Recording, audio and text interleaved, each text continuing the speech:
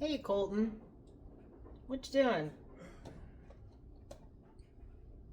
Thanks for bringing me back up here. You know, I was kind of over it. I said I was too busy because I got a new job and it's taking a lot of my time. And then, dude, yesterday at the pool, you asked me, you kind of missed it, or you seemed like you missed it, or whatever. So, I'm cooking. I got a job offer at my work. I currently work at a place that sells eyeglasses. And I got a job offer from the executive sous chef at our local convention center. It's a very popular convention center. It's in the top 3. Go ahead and Google it. And you can figure out where I live. I don't care. Anyway, she offered me a job. Guess what? She can't afford me because apparently I'm expensive. Who knew? I'm from Johnson County. Anywho, Johnson County, Kansas. Bougie. So anyway, I had to turn it down because honestly it would make my heart happy, but would not make my bank account or my bills and mortgage happy. So here I am. A couple days after, she came back to pick up her glasses, and she blessed me with fresh basil from her garden. I currently have it in here, and then I have, let me show you. I have some on my cabinet. Let's see if I can do this. Right there. So I can make dried basil, like a seasoning, like all these seasonings in my cabinet.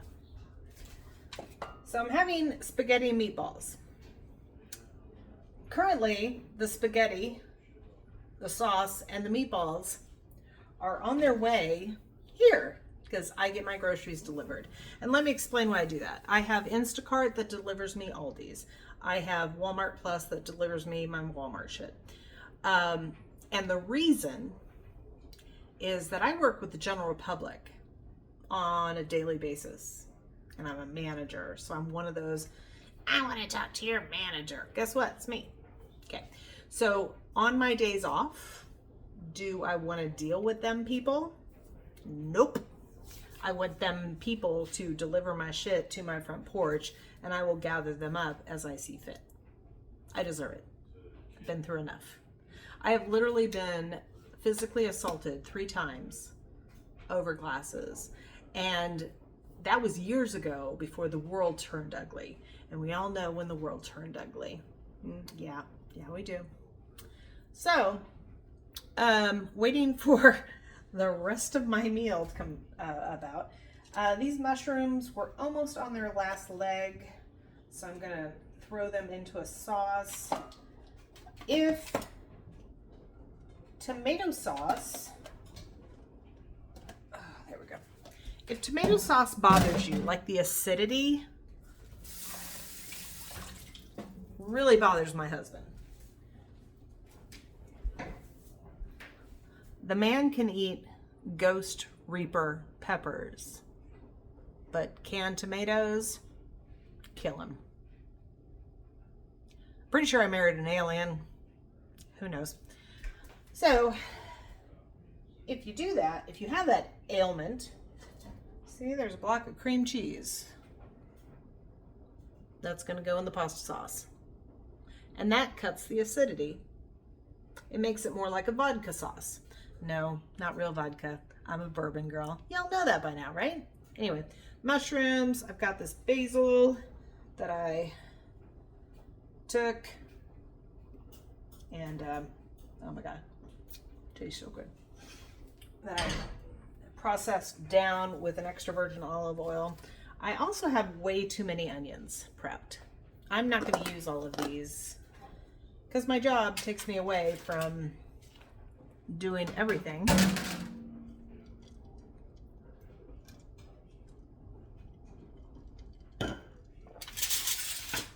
Fun story about one of my sons. I don't know if I'm going to mention his name or not. Onions going in the pot, by the way. Still waiting for the spaghetti sauce. Spaghetti sauce is going in here. Noodles are going to go in here. I got meatballs coming for the oven. They're going to go on here. Pretty basic setup. One of my sons, when he was about 2, maybe not yet 3, he woke up one morning and he, being a boy, and it's morning, most men, men experience, I'm just going to go ahead and say it, they experience morning wood. Massive hard on. You're welcome. To my youngest. That's all I'm going to say. You could figure it out from there. He comes strutting down the hallway. Oh, wait. Let me give you an imitation. Hold on.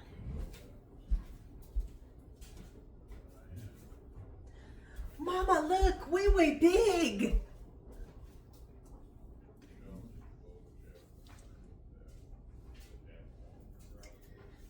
My very first thought as the mother of the year was, oh, baby, you better hope that grows. You're going to be made fun of in gym class. Anyway, along the same lines, sort of,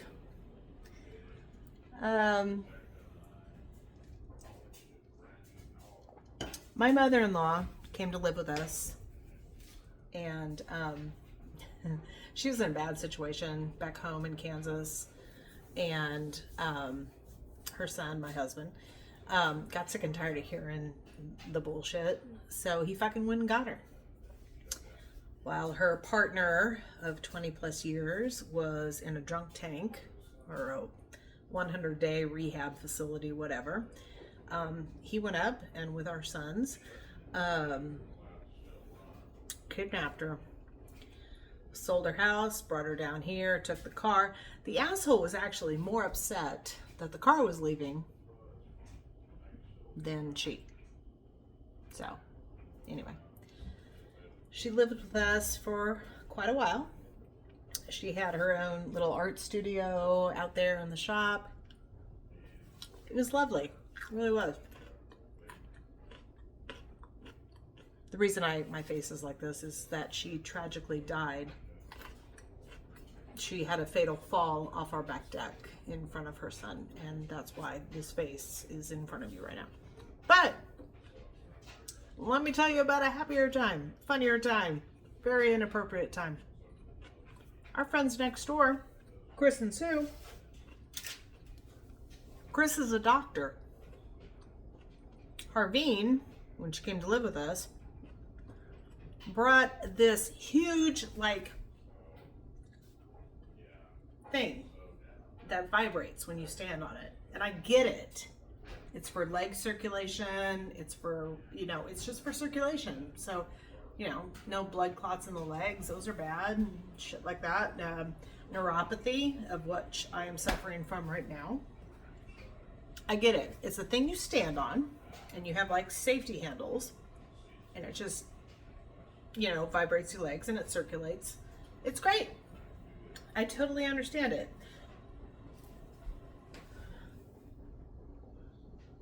She called it her vibrator. She doesn't know what a vibrator is. She thinks the thing that she stands on to circulate her legs is a vibrator. By the way, sorry for the nose thing. I've got major pimples. It's just gross. Anyway, one night we are over next door playing poker, as we usually do. And my mother-in-law, Harveen is her name. She was supposed to be a Harvey. She turned out to be not a Harvey, so they named her Harveen. Very unique name, not a whole lot like it. Blessings up to you, etc. She asked Dr. Chris, I have a question, Chris. Is using a vibrator every day good for your circulation?